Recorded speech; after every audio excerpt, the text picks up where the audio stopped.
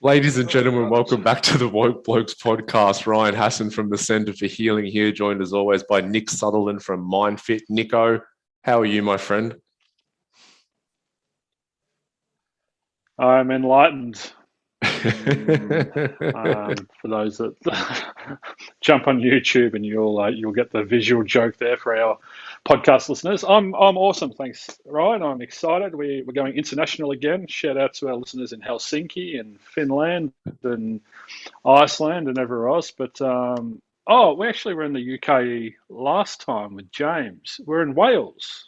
That's where James was when we interviewed him, and now we're sort of on the border of Wales and England with the wonderful Looby Macnamara from where'd you say, Herefordshire? Yeah, Herefordshire. Yeah.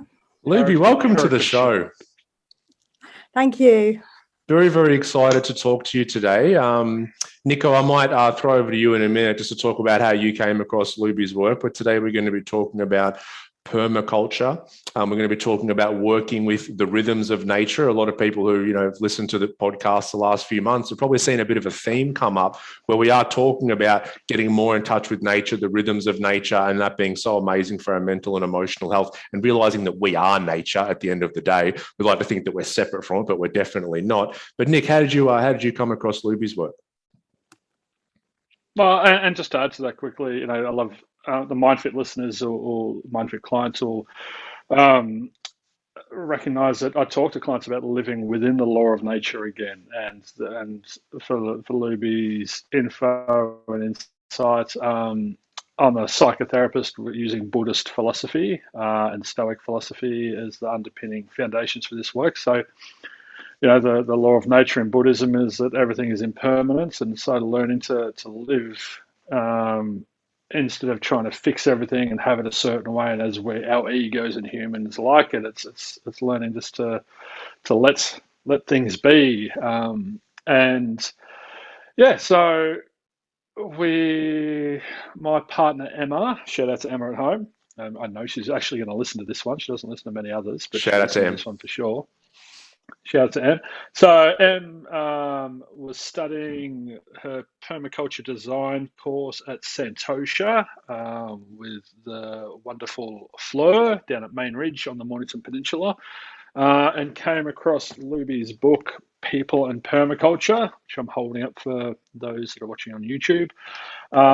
And Em said, hey, Em first talked to me about the permaculture principles, and I was like, that sounds so aligned with what I'm doing within my work. And to add on to what was happening before, David Attenborough in his latest documentary said that humanity has broken free. So we're not in sync with nature. We see ourselves, as you said, as outside of nature, and that's causing so untold damage.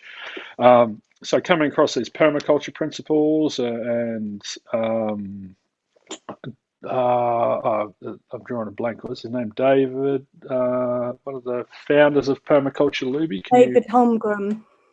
Holmgren, that's right. Yes. So he's got a fan base down here on the peninsula, and there's lots of people sort of connecting with his work, and yeah, it just made sense when I came across it. Instead of monoculture, just potato farming, and we watched a few amazing videos on streaming services. I think there was one on Stan called The Biggest Little Farm, and that was a show about this farm in America, and it took 7 years to create this permaculture, and it just made sense. It's like chuck animals on the paddocks and get them stomping into the ground and get this cross-pollination of things going on, and let nature actually work. And so I read this, and I was just like, it was just blowing my mind, and I'm like, I've got so many questions for this woman. I reached out, and luckily she made time for us. So thanks, Looby, so much for joining us, and we're excited to learn from you.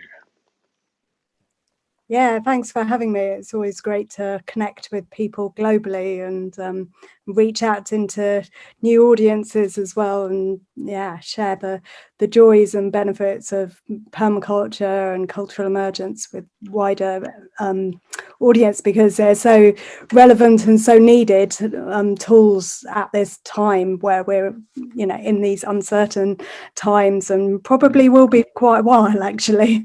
There'll be more uncertainty coming our way in various forms, no doubt. So it's always useful to have tools that support our emotional resilience. And I love that term, and a cultural lot of people out emergence. there are, it's a juicy word. A lot of people are getting triggered by what's going on, and there's a lot of suffering, there's a lot of anger, there's a lot of outpouring of emotions. And a lot of people are saying, what can I do? And they're trying to use force as protests in Melbourne at the moment, and so on and so forth. And I was talking to a client the other week about David and the way that he's gone about permaculture, and he's controlling the controllables. He's focused and channeling his stuff into what he can do, and he's attracting people to that. He's not forcing it on people, and I just love the I don't know how to describe it, but he's not out there pushing it. He's not yelling at people to do it. There's no toxicity about it. It's just a really, all right, well, this is logical. This makes sense. I'm going to focus on this, and it's slowly, organically going to grow. Is that how you see it? Yeah, I think that it's true that was the term you used? Focus on the control the controllables. I think control focus on what he can do. Yeah, which is similar to Stephen Covey's idea of like working within our circles of influence. And I know that is just been such a powerful tool for myself of just, when my mind's wandering and, all sorts of things from family dynamics into, the future of the planet and everything in between. To actually go, well, what can I do in this moment? And it's like, well, maybe I could turn my thinking into something creative and, imaginative, and use my time that way. Maybe I could just do something practical and clean my own bedroom rather than getting stressed about the rest of the house being in a mess and other people's responsibilities, so to just really rein myself in, because it's so tempting, isn't it, for it to let our imagination go, and to really to use up all our energy worrying about things. There's a lovely phrase from a friend, Owain, who says, worrying is the wrong use of the imagination. So worrying is the wrong use of the imagination. And that's what, if I'm,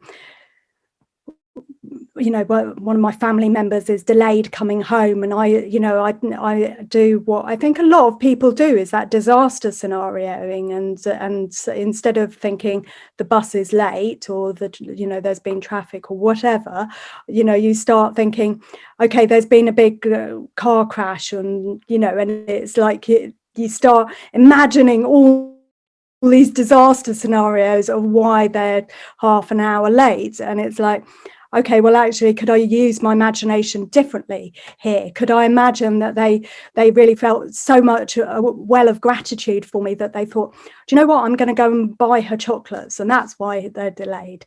It's like really simple tools to just kind of like engage the imagination differently.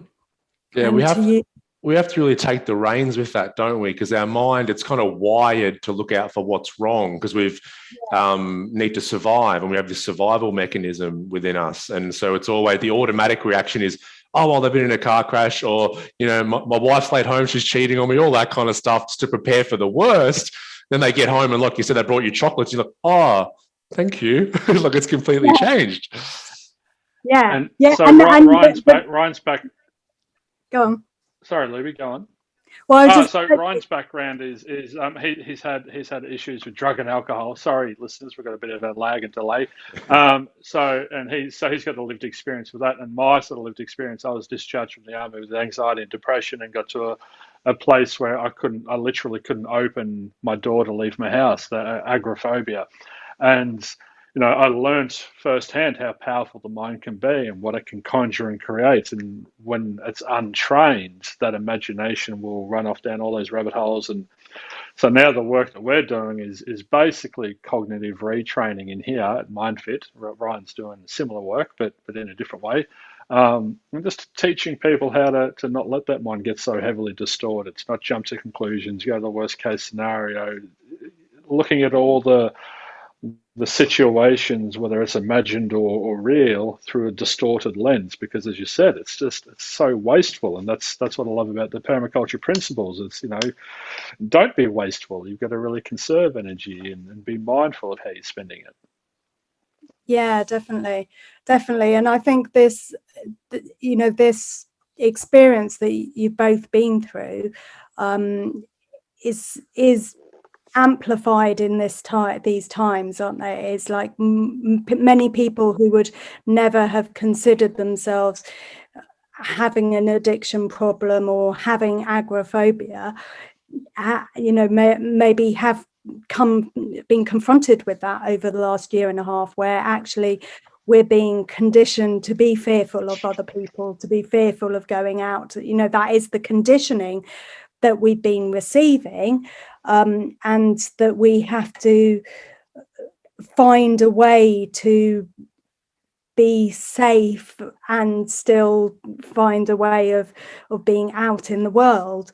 And so there's your work is so relevant at the moment to many more people, because of that, because of their patterns of behavior that might have been really acceptable in the past, like someone's drinking habits, where particularly in the youth, where you would see their drinking habits, and are going out to the pubs and socializing, and maybe not a big deal, but put that same youth in their bedroom drinking, then it can really escalate into a problem. And so it's these patterns that are, I say the culture is this like complex web of seen and unseen patterns, and they've all been disrupted over the last year and a half. And I sort of say we're in cultural quicksand. And one of the things that happens when you're in quicksand is you panic a bit, don't you? You're like, oh, I've got to get to safe ground. Where is that? And you can hear that in the sort of the narratives of like, when do we get back to normal? I need some steady ground. And, and the shifting, there's been so many shifting rules and social norms and things that it has felt like this sort of unstable ground, and then these patterns that are all connected then start to shift. So we're so going back to the example of drinking patterns, that you've actually maybe not changed the dosage of drinking for that youth, but because the pattern of where they're doing it has changed, and the whole cultural the whole context of that has changed, it's suddenly not feeling an appropriate pattern. And so, something we're doing at Myndfit as well is we're trying to teach people how to have an emotional response that's in proportion to what they're experiencing. So, all our feelings are chemicals, to have the right chemical and the right dose in the right environment. And it's just because people aren't cultivating a mind that is capable of staying present or calm and composed or whatever. They're just expecting themselves to be happy. And finally, I think everything has a pro and a con to it. A big pro out of COVID for me and for my clients is that people are starting to understand we need to work on ourselves. If we have physical health, if we have a body, we've got physical health, and we need to work on it to keep it healthy and resilient to illness and disease. And if we've got a mind, we have mental health, and we also need to be very proactive and training, conditioning, and working with that to keep it in shape. So it's reading your book, like Right Livelihoods. That's that's on the eightfold path in Buddhism. I mean, there's so much Buddhism flowing through this. I was just like, wow, it's awesome. And I haven't finished it yet. I got excited, and I was just like, keep stopping and going back and reading it again, and really sort of sitting with stuff for a while. So I'm really trying to. I don't want to consume it. I'm trying to really mindfully move through it. But what you said about the quicksand as well is a metaphor that we use with clients. And most a normal, in inverted commas, reaction if someone falls into quicksand is to go into fight flight, is to go into panic. But that's just going to worsen the situation. It's just going to deepen them in that quicksand. So training people to remain calm when there's adversity, and what we need to do, the appropriate response when you're in quicksand is to be still and just to stop and think, all right, well, I've been walking along a path, I fall into quicksand, so I'm on a path, other people have been out here, chances are high that someone else is going to walk past and be able to help me out soon, or, go into that solution-oriented thinking instead of that, just panic and just really make things worse. So, yeah. It's kind of like the lifeguard story, Nick. Looby, Nick talks about when he was a lifeguard, and someone is struggling and maybe drowning out in the water, and then you go to rescue them, and they are all over the shop. They're like trying to drag you under as well because they're in that survival mode, and that's where a lot of people have been. I had to punch them. Yeah, I left that bit out where Nick had to punch him and drag him. Well, I didn't. I had to punch them to protect myself, to then not get dragged in, and then I had to wait until they drowned, and then I was in a position where I could assist them safely. That was a very valuable. Wait until they drowned. I really want to be rescued by you there, Nick. It sounds so. Yeah. Punch you, drown you, and then I'll save you. That sounds actually like what our governments are doing. That's such a metaphor for what's happening. Oh, I love it. They're in such spaghetti brain. They're so distorted that they weren't even aware that I was a person. They just started grabbing and clinging, and I had to, in order for both of us to get out of this in one piece, I've got to bop you on the nose. Lucky there was no social media around at that time, thankfully. But I could have gone viral, Nick. Yeah. I think you and your budgie smugglers would go viral regardless.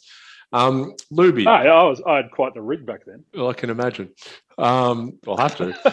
Looby, a few people who are listening right now, I imagine, are like, okay, I've heard the term permaculture, but what the bloody hell is it?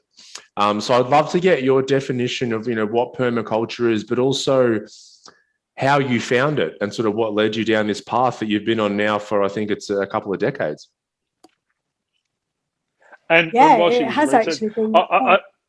I'm interested as well, if Looby, if you can also, I came across the thing in your book, Permanent Culture, and to me that was an oxymoron, because the law of nature is that everything is impermanent, but then there's this speak of permanent culture. But then I read deeper into it, and it wasn't permanent as we know it. It's more, it is actually the everything's changing all the time. So it's can you elaborate a bit more on that? Yeah, I'd love to. There's so much there. So firstly, a lot of people who might have come across permaculture or heard the word associate it with a way of gardening. It's like, permaculture equals gardening, maybe organic gardening, or or even farm-based work or small holding, but it's all about land. And so that was kind of one of my motivations for writing People and Permaculture, was to say, no, it's not all about land. It's it can be about our inner landscape. So exactly the work that you two are doing, about what happens in our minds, and how can we weed out those beliefs that we don't need? How can we, plant some flowers of gratitude in there? How can we, build fertility in our own soil, in our own mind. So from, for our imagination, for our creativity, for our surfacing our gifts and finding out what our purpose is in the world, what can we contribute. And so that was my my journey into writing People and Permaculture, was saying, hey, actually permaculture can, the tools of permaculture, the principles and design methods can really benefit anyone. They can be used for how we look after ourselves, how we look after each other. If we look at this ethic, there's 3 ethics of permaculture: earth care, people care, and fair shares. And the majority of the attention from the permaculture movement has been on earth care, and it's very tangible. It's very easy to say, hey, come and see my permaculture garden. It's kind of a bit strange to say, hey, come and see my permaculture relationship, or come and see my permaculture inner landscape. You can't. You can tell, so that someone might. It's similar with the we talk about meditative practice. I teach meditation, and it's taking it off the mat and embodying it and actually incorporating it into your daily life. And so it stops being a principle as such, and it just becomes a way of living, doesn't it? Yeah, so that was the other motivation for writing People and Permaculture, was recognizing that people that had, permaculturists that had trained, it became a way of living for them, and it gave them so much more than just what they grew in the garden. It really did start to positively impact their own mental health, their relationships, their perspective on the world. All of that, the long-term goals that people could have, for that, all of that was shifting, but that wasn't being written about. And so I really wanted to write a book that that really sort of like elucidated on all of the ways we can use permaculture in the people scapes. And also recognizing that for a lot of people on the planet at the moment, earth care is just like once removed or twice removed, 3 times. It's like but whereas people care is here, it's present for every single one of us. Every single one of us needs to look after ourselves, and a lot of us need to look after other people as well, but everyone needs to look after themselves. So it's here, it's present. And so my goal with People and Permaculture was to make permaculture relevant to everyone. And so that's, I think you did a great job of that. Thank you. Yeah, thank you. And that was so that came out in 2012, and then I followed that with this question that you've just asked me of what is permaculture, that everyone so this was my response to that question, my second book, which was 7 Ways to Think Differently, which is that response of what is permaculture. It's ways to think differently, and when the thinking shifts, then what happens externally shifts. It's just that simple example we were using earlier from instead of disaster scenarioing, so that by the time you're that's a thinking process, isn't it? And by the time your partner gets home, you're ready for a fight, you're ready for an argument, because you've been getting yourself all worked up, and it's like they walk in the door and you're like, where have you been? And it's like that's what manifests externally is an argument, because you've been thinking about that and building that up. But if you've with those ways of thinking differently, if you've come from like an abundance thinking and and you're thinking in terms of gratitude, then that will be what the person what your partner receives when they come through the door, a completely different vibe. The energy that you'll give. Yeah, that you provide that energy, you provide that in your communication, both verbal and non-verbal. and it's going to have a very different ripple effect on how the rest of the evening pans out. And I have to say, so Emma's reading that book at the moment as well. So we're both sort of reading Looby at home at the moment, which is cool. And when I touched on that book, and I've also been in this book, and I've been trying to write a book for Myndfit for a long time. And when I read this, I was like, well, I just may as well rebrand this as Myndfit and, I have it over and done with. I was like, someone's already written the book.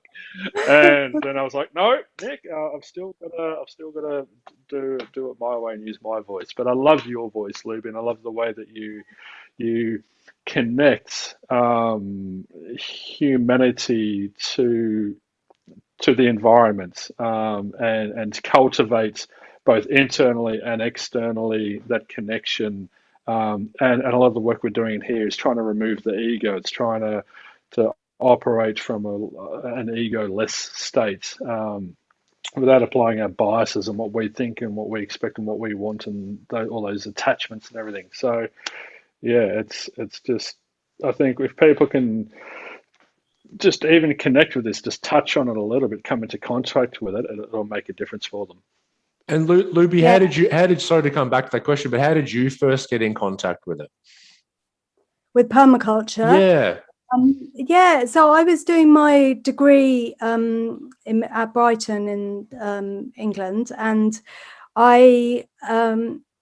my degree was in human sciences, which was basically anything with ethnology goes, so ecology, philosophy, biology, anthropology.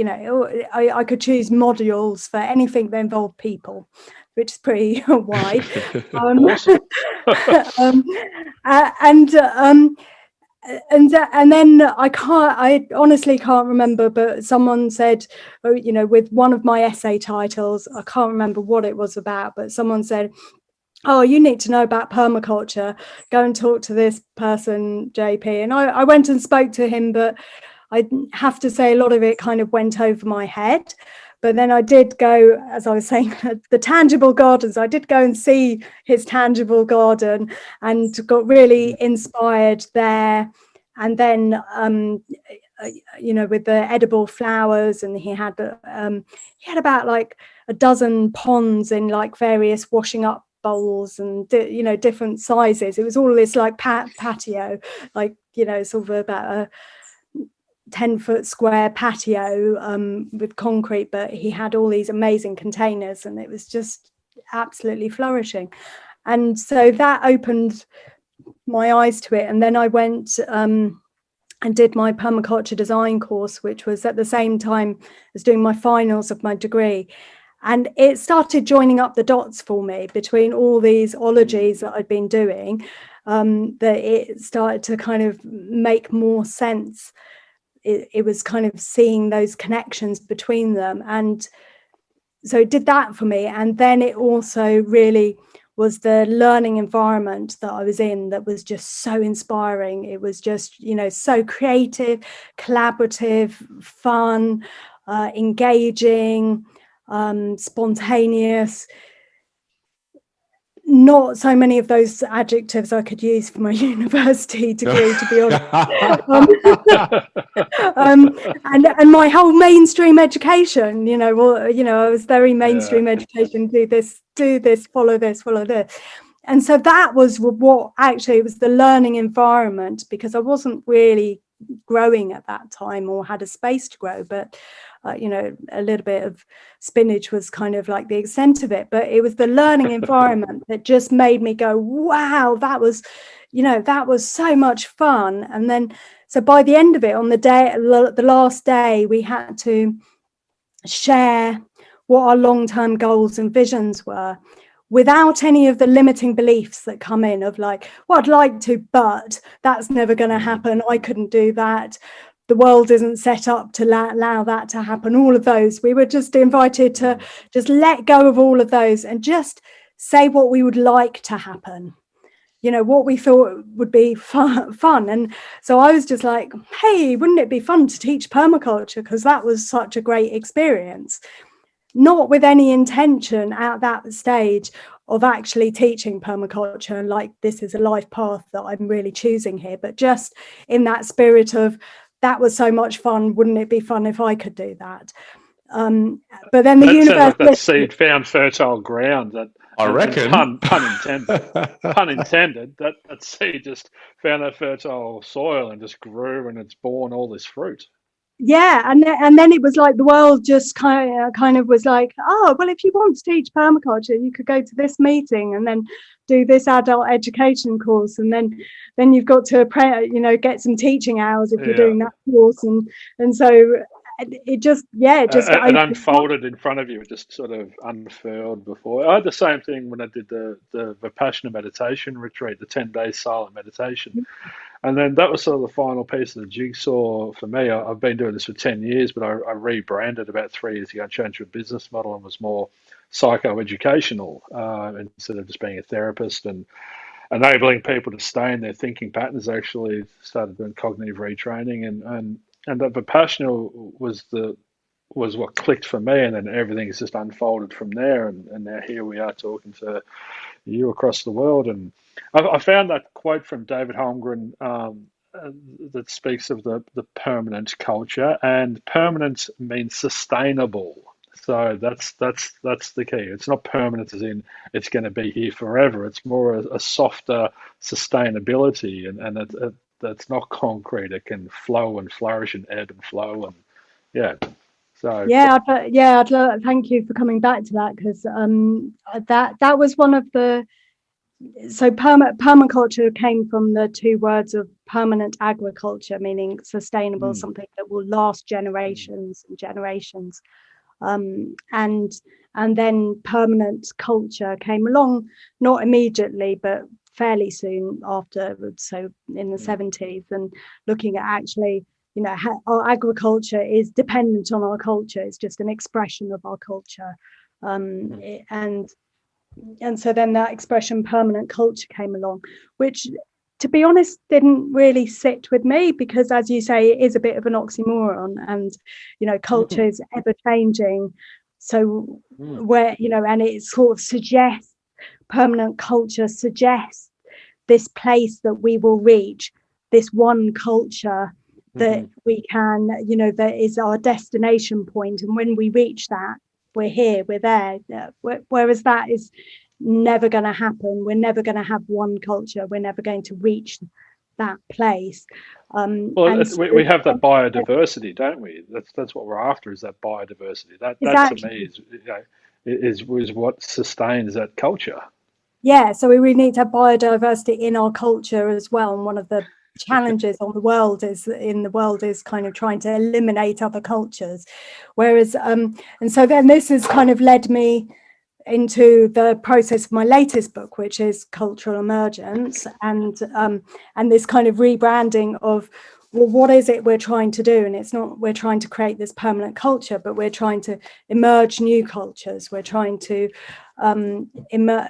be in a process of emergence, so that there is the actual, it's not just the destination, it's the process, how we get there. And so these practices that we can bring in to our lives, so it becomes these new habits and these new ways of being in the world. And that's the toolkit that's been developed over the last 5 years in collaboration with John Young from the States as well. So he's brought in a lot of the deep nature connection practices to really embed that into our lives as well. So it's been this kind of new emergent. Shout out to John Young.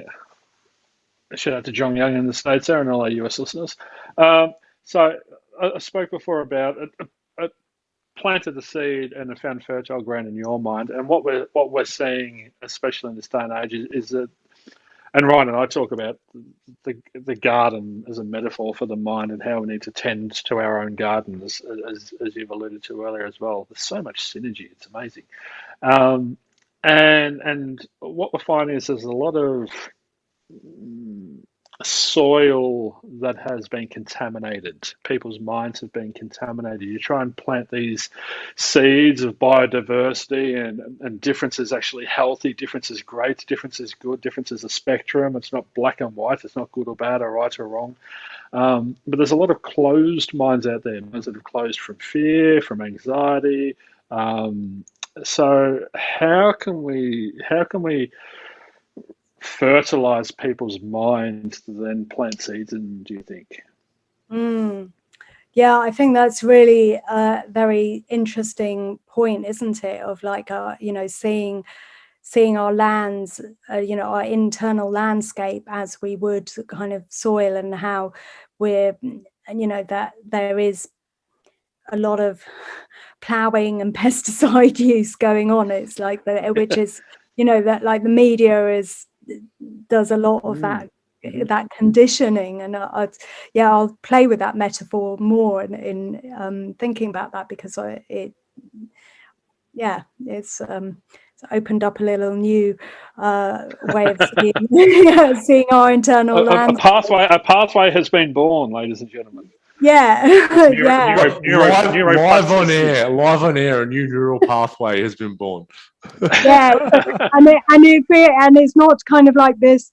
As you're saying, this new neural pathway, but in my mind, I've got this kind of like, ploughed fields going on in my head. So, this is what I was coming back to earlier, is that we and I think a missing link that's really been neglected is that we keep expecting people, but I think we really need to assess and evaluate people's capacities, and I don't think capacity is taken into consideration enough. It's great in theory, but theory doesn't have an ego. Theory doesn't have a mind, a heart, a spirit, a soul, a body.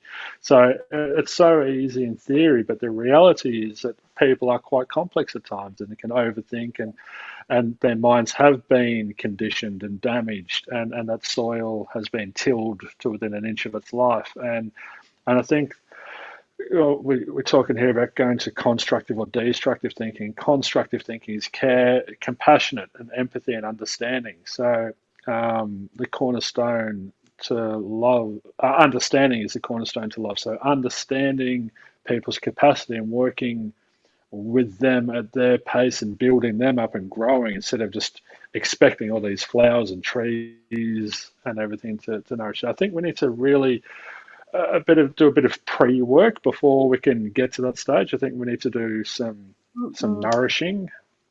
Definitely, and I think we can't. It's like, it is that question of sort of meeting people where they're at, and it's like the equivalent of you going into a farmer who has got those ploughed fields, and they're just up and down, and that's what they're doing, and they're just kind of on the treadmill trying to keep their heads above water in the system they're in. That doesn't look at what they're doing as abnormal, looks at what they're doing as a good way of making a living, and an essential way of making a living. And you can't just come in. That's what their dad did, and that's what their dad's dad did. Right, and you can't just come in and going, well, hey, you've got to turn from this to this. Is like, actually, there needs to be a process, and it's like, well, maybe we could, it's like, maybe you could leave the hedges, or like, let's plant around the margins, so you can still. But even asking questions to learn their capacities. Do you see that this is a problem? We talk about 5 steps to change in here, and awareness being the first step. Are you cognizant? Do you recognise that there is a problem? If they say no, and Ryan does this when he's working, he says to people, is there anything I can say that will change your mind? And if they say no, then it's sort of like a dead end. That's if we're having a debate, or we have a different belief about something. And this is why countries and cultures and everything go to war, and whether it's personal or on a collective level. It's just because I have this belief, and nothing that this other side can say to change my mind. So two people are just talking at each other or yelling at each other. But if people are open to change, then all of a sudden new ideas start to grow and start to blossom, and we can start to move forward as a culture and as a collective. But that's where you can go at their pace as well and say, do you understand that if you leave hedges in place, that could actually benefit you? And they may initially say no, but they're going to go away and think about that, and maybe, yeah. just maybe, This is the seed. it'll crack Yeah. their, yeah. And then you go back and revisit it, and you say, oh, and how are you Yeah. going? And we stop trying to force it open, and then we're going at their pace instead of the Well, pace I that have we intended to go addiction at. client. People will reach out and they just say, "I just like to get fucked up." It's the classic. I just like to get fucked up, and I'm like, okay, well, have you thought about? Look, maybe it's because of could be something to do with A, B, or C. Like, no, nothing, bullshit. My childhood was perfect. Blah blah blah. Then, 3 months later, 6 months later, I'll get a message. So I've been thinking about that, and I might have to come and see you because it turns out I do have A, B, and C going on. Because now you made myself a little bit more aware about it, and now I can see. And we have to meet people where they're at, because using like the mental health analogy, like let's say someone has just realised that they've got mental health and they've got some stuff they need to work on, then we don't go, well, it's time for you to go and do a Vipassana retreat. Too much, too soon. It's baby steps. If we can meet someone a step further than where they are, I think that's the best place to be. Yeah. And it's you were talking then, Nick, about nourishment as well, and that's well, in cultural emergence, there's 3 phases of cultural emergence that we want to bring into balance, and you're in the wrong book, Nick.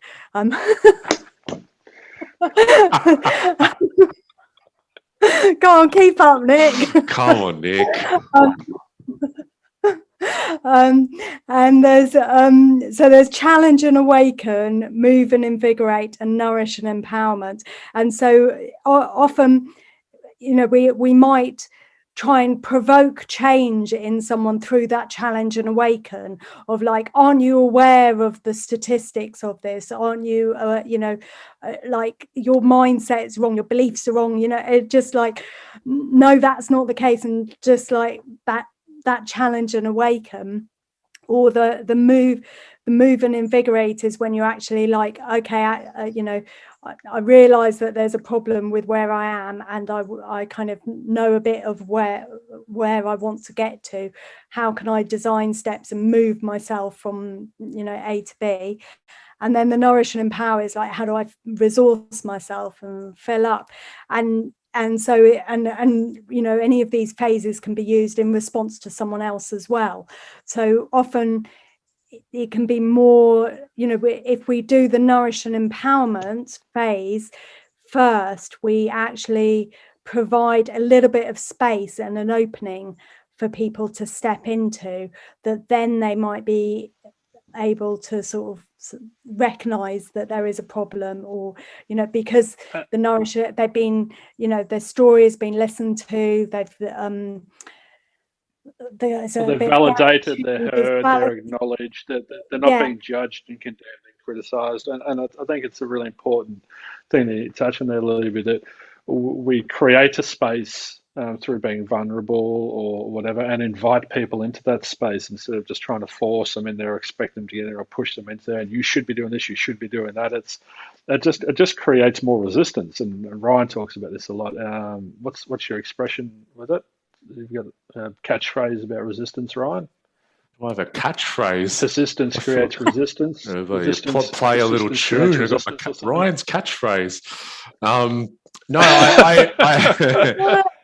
I love talking to clients about resistance, because everyone struggles with it from time to time, and resistance is sort of 2 diametrically opposed parts of our psyche and our being that are just pulling in opposite directions. So I want to move in this direction, but I'm also got a tug at the back of my shirt going, not safe to go there. So yeah, I don't know if it's a catchphrase, but that's sort of how I view resistance. And we talk, and in Myndfit terminology, that's an attachment. So we're simultaneously having an aversion and a desire. I don't want this, but I do want that, and that's happening in the one experience, which is really interesting. And it ties into what Looby said earlier, because I just think it's so important. Like when you were playing around about like what would you like to do, and try and put aside these beliefs or what you think you can do. And I think it's so important for people just to, whoever's listening, just play with that and think about what you want to do with your life, and just be aware, because like when you say it, all of a sudden these opinions and these voices start to come in. You can't make a living out of that. You won't make enough money doing that. You should get that corporate job. And you're going to ask, whose voice is that? Because I guarantee that's mum or dad or society's voice. It's not yours, but we pick up on it. And it's so curious when we watch those. And one thing I do with clients, I do that as well. If they say something like, this is what I want to do and this is how much money I want to make. And then I'll say, well, out of 10, how safe in your body does that feel to do that? And most of the time it's like, 2, not safe. And it's because we have all this conditioning and everything and this resistance going on, which is just these thought patterns, like if you had anxiety, that's the bodyguard. That's the bodyguard putting its arms around you, saying, "I'm going to keep you in your comfort zone." And as we know, a comfort zone is a beautiful place, but nothing ever grows there. It's and so many people are walking around with a conscious goal or expectation to reach here, but a subconscious operating system that is nowhere near aligned with that. That's filled with. Now, I said to a client earlier today, imagine if we could print out your belief system and just start running through all the beliefs, and that was mums, that was dads, I created that in trauma, that's from when I was 4 years old. What's that still doing in there? So what's that still doing in there? I'm almost like, oh my God, the paperwork that would generate if we all started doing that. I'd have a factory of papers everywhere. I love how visual Looby is. You can see Looby's just imagination. So and we can start clearing out all these. It's still going on. It's still. One of the things that I really like about beliefs, though, is that when you do actually get them out, it is like uprooting a plant, and you kind of look at the roots there, and you're like, and even just sometimes by that. It's the same plant, but now the roots are out of the ground, then they can't survive. So sometimes it is that simple with beliefs. Is the moment you name it, the moment it goes from underneath, and it's in that printout down there. The moment it comes out and you can see it, then you can kind of can identify it. Yeah, and there's so. We're so. We've got so much cultural conditioning going on that actually, and this is part of the challenge and awaken phase, this awareness of culture and this understanding that we have all this cultural conditioning. So where you were using that example of, the job you might want to go into, and that is going to be culturally conditioned on what is the status of that? What is the money you can make from that? How is it valued? And that has all come from your schooling and, where and your family culture of like, where is, what is valued? Is it valued? And it's all about what am I gaining from this, though? It's all about me. What am I gaining from this? It's not. It's very often in right livelihood. It's so many people are going into careers or jobs or work from that fear, that sense of security that I need this, I have to have this, and then I'm okay to keep up with the Joneses or to be loved or liked or to have this perfect world. And imagine if there was just a tiny little shift where people actually went to work and it's not about you. We're all going to be okay. We can all as Ram Dass says, we're all just walking each other home. So let's do it collectively. And that's when I did the same process of becoming when I put my long-term visions out to become a permaculture teacher, I did the same process and then to writing a book about people care, and I was just like, be long-term goal and vision, that would be great. And actually I was always thinking someone else would write the book, but my publisher did say, doesn't matter if someone else writes the book, there's many voices needed for this message, so write it. And what I dug out was, I did a bit of processing on my limiting beliefs. And one of the limiting beliefs I had around writing this book was me not being a perfect person. So how can I write about people care when I still have arguments with my family? When I still... What? What are you doing on this podcast? You're a fraud. Yeah, I'm sorry to. Hey, how did you get through the screening process? Only perfect people on here. Who was it that said Ryan, it? Sorry, Nick, this is not unforgivable. Should we just like, That's cut? it. Can the episode. Yeah, It's okay because I reframed that limiting belief. Oh, okay. So my reframe was, I will learn more people's care skills in the process. Whose quote was it? They said, please never become perfect because you'll have no one to compare yourself to. Yes. It's like when people don't want to say, I can't go into a relationship until I've lost weight, or until I've got more money, until I've got this.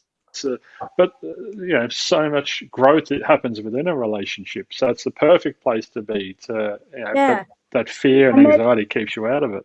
Yeah, and then just to follow on from your point, then it was like, I will learn in the process, and actually, I think the world needs this before I become a perfect person. It's like, and so I had a funny thing, Looby, when I started off as a practitioner, I was working from home and I had this bookcase on the wall and it was empty, and I had this limiting belief. I can't start seeing clients until I've filled that bookshelf with books and I've read every one of them. And then my mentor went, "Oh, good, you're going to start seeing clients when you're 90." And I was like, "Oh, shit." So I am going to write my book. I have a limiting belief about writing my own book, that I don't know how to structure it. I don't have time. I've got all these I don'ts. But I really need to start casting off some of those limiting beliefs. So pull them up. Yeah, that was a process of like actually pulling them up, naming them. Okay, now I've named that I've got a limiting belief that I'm not a perfect person.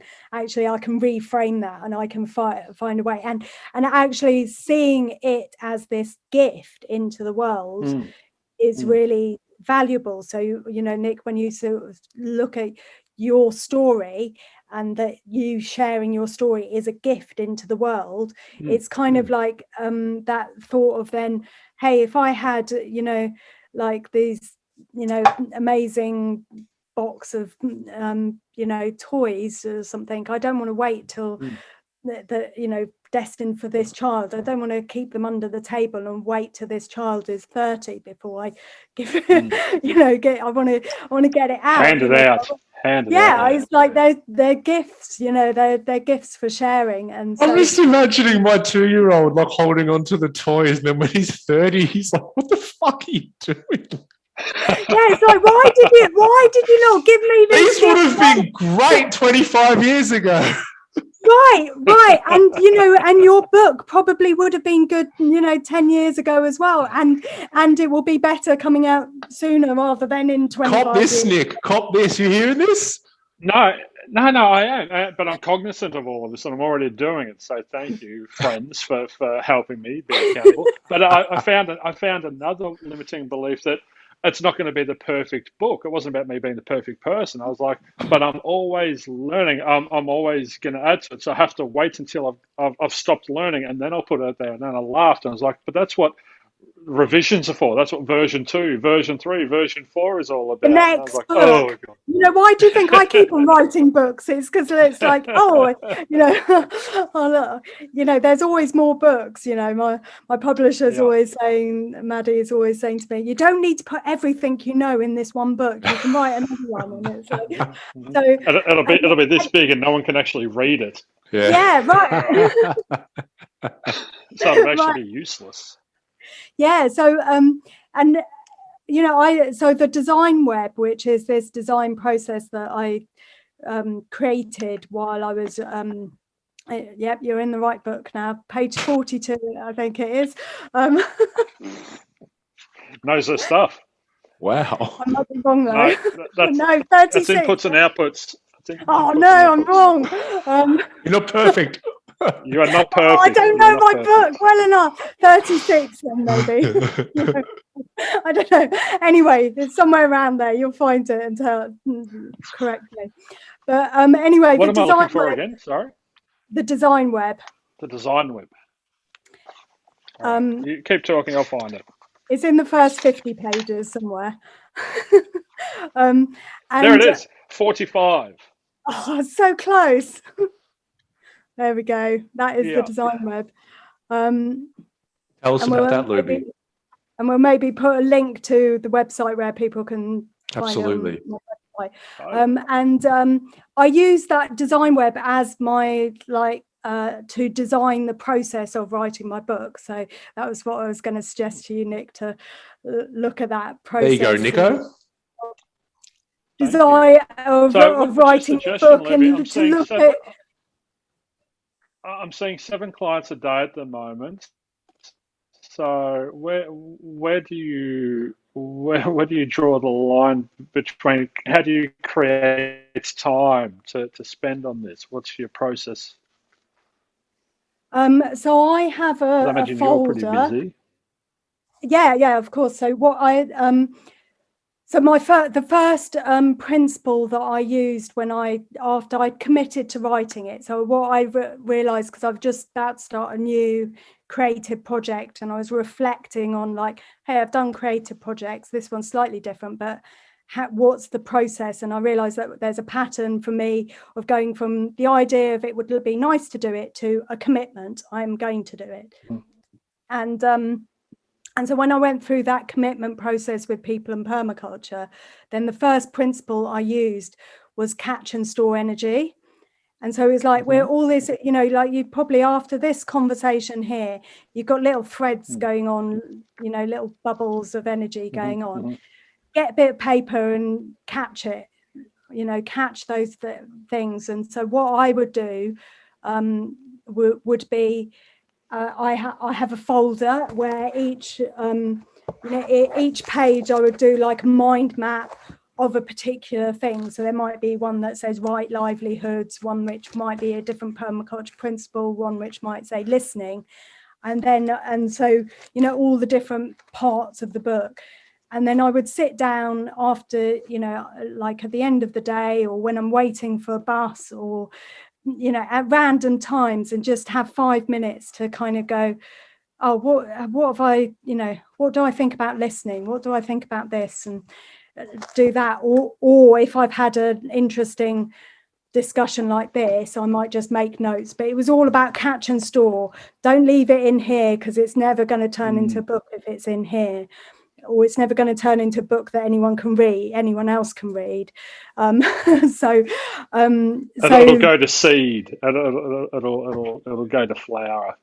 Yeah, and so it was all about getting it out in small doses, but I'd just regularly kind of go, what do I think about this? And then when I'd have a big period of time, I'd either go away myself for a couple of days, or my partner would go away with the kids, and I'd do nothing but write, and I'd get out all those mind maps. So then suddenly I come to write about listening, and I've got a page full of random notes and words about listening that then I just need to turn into sentences, but it's all there. So I haven't got that blank page oh, what do I say? So I'll do that combination of just catching and storing regularly, between your clients, maybe schedule a slightly longer gap between your client, just even 10 minutes longer between your clients, and just have 10 minutes, writing. And then you use the principles yourself, and you apply all the principles to your life and the things that you're achieving in your life. So we'll just quickly, how much time we got left, Ryan? Because I had a question. We're already up to an hour, and I'm loving this conversation, Looby, to be quite honest. I'm having a great time. I hope everyone else listening is as well. But I had a question. It might be where you're about to go here, Nick, because it's what I was thinking was, I love that you wrote a book about permaculture that's called 7 Ways to Think Differently. It's because a lot of people, like you said, are well, that's got to do with gardening. What the hell are you talking about? But I would love to know how permaculture principles affect other areas of life. And I'm talking, people's main hang-ups are in relationship or with money. So maybe pick one of those. And I'd love to know how permaculture principles give us a better relationship with our partner or a better relationship with money. I'll go for the relationship ones. it's again about that. Well, I mean, just listening would be the one of the key, like the practices from cultural emergence. Listening, I think, would be the key one, to just listen. But then also the awareness of culture, to come into an understanding that while you might be living in the same house, you have got two very different personal cultures, and that those have been generated through all your experiences thus far, your education and your own family upbringing and media and all sorts of different influences. And so you have got two different cultural parameters, so different parameters on how what's the acceptable tidiness of your house and what isn't. And so just really like coming, that's touched on something there. Yeah, keep going. Coming, Emma and I talk about the different natures. So we use spirit animal, and so I'm a turtle and Emma's a butterfly. Shout out to Emma again. Hi, honey. And so we talk about how does a turtle and a butterfly need to communicate, and listening is part of communication. So, and respecting each other's natures, instead of trying to say to her, stop flying so much and stop being all over the shop, it's actually appreciating her nature. And I just love that you exist. I love your nature. I love your culture. I love that difference, and it takes getting the ego out of the way and making it about the other person instead of about you. Right. And so then in terms of that, like in terms of your decision making process, that I know for me and my partner, we have very different decision making processes, and once he's made a decision, it's very committed and rooted, and but he'll take a bit longer to get there, whereas I'll be like, yeah, I could do that, and then tomorrow I'll be like, but actually I could do this, and I could, and I've got I'm more creative, but it also means that I'm a bit harder to pin down, because I'm I'll constantly think of a new way of doing it, a new idea, and it's like, but we just agreed this, and it's like, so being aware. You could be a turtle and a butterfly dynamic going on there, Looby. Yeah, I did. When you said that, I was like, oh yeah. But using that dynamic, it's really interesting, because it's like, let's say it's the turtle and the butterfly, and it's like we appreciated the butterfly and we fell in love with the butterfly, and then we got together. But when we get in a serious relationship, now it's like, now I want you to be a turtle, so we can both be on the same level. It's like, no, that's not the person you fell in love with. Yeah, right. And so just recognizing the differences, and embracing diversity and allowing for it, and talking about it as well, so you can be open about it. And it's that, again, that thing of bringing the unseen into the seen, so that we have an opportunity to enter into dialogue with it, and to either compromise or accept or change something, but that we can do that, we can be conscious around that. So there might be times where it's like, yeah, I know I'm really messy, but I'm trying to change it. Or actually, I feel this minimalistic, like, house is just too, I can't cope with it. I need more things around. But you can actually express your needs then as well. So and express your needs and express your cultural conditioning. So you can say, yeah, I don't know why that makes me feel so uncomfortable, but it does. I'm like, an unswept floor just drives me up the wall. I don't know why, and then you can kind of trace it back, and then you can say to the other person, well, hey, do you think we could sweep the floor every day, or can I make it, maybe because you get a chance to unpack it. You can reassess how important is it to me. In the past, it may have been really important to me. There may have been a time in my life where it was quite important to keep a clean floor. It was appropriate. But now there's kids, there's cats, there's dogs, and so the standard of cleanliness, I need to modify, I need to change it, I need to adapt and overcome. There's a quote I love using with clients, Looby, I'd like to share it with you, and that's from Thomas Merton. And he says that the beginning of love is to let those we love be perfectly themselves, and not to twist them to fit our own image. Otherwise, we love only the reflection of ourselves that we find in them. So we're always looking for ourselves in other people, looking for that similarity.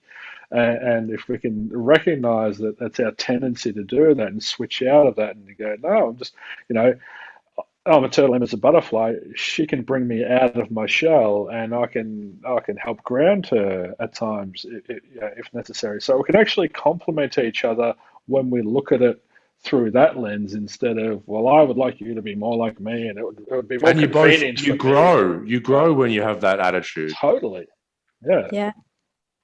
So, oh, we could go all day, Ryan. We could go. I know. There's only, we've only got like a chapter through one book. There's so much more to go through. I'm gonna have to get Looby on again, I think. Nurturing relationships. I just opened it up to that page. There it is. On point. Yeah. It's all there. Oh, Looby, this has been just such a great conversation. Like I said before, I've just enjoyed this so much. Where can people get in touch with your work? Where's the best place for them to do that? Yeah, so I have a website, cultural-emergence.com, and that's there's other videos and other podcasts on there. We haven't yet started our own Cultural Emergence podcast, but I'm enjoying visiting other peoples like yourself. So I love talking to people. So and the emergence that happens through these conversations. So come on there. I do online courses. I've got one coming up, a seed course, which is about the design web, so creating your own design. So your own design for writing your book, for example, Nick, or tidying your house, or book me a spot. Book us both a spot. Yeah, so that's so lots of ways to engage, and people sign up. Actually, if people sign up for the newsletter as well, then they get access to a free ebook of 7 ways to think differently. So that's a good entry point for people as well. Fantastic. And the books are people. Sorry, go.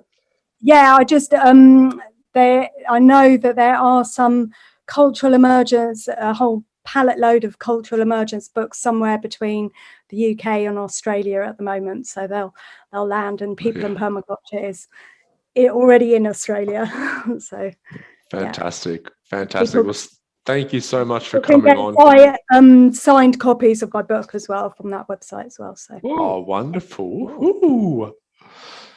Nico, I can't recommend People in Permaculture enough. It's as I said, I'm mindfully digesting it, and yeah, it's very stimulating in so many healthy ways. It's producing a lot of wonderful chemicals and thoughts and neurological pathways, and there's all this synapses firing, and it's just I can't wait to keep moving through it. So thank you for sharing the fruits of your labor with the world. Thank you for sharing your gifts. Thank you for sharing your passion and everything that you're contributing to society. The world could do with 1 million more Loobies, I think. So thank you. Well, that was my aim, that people would read my book and be inspired to be themselves, sharing all of that. Mission accomplished. Well.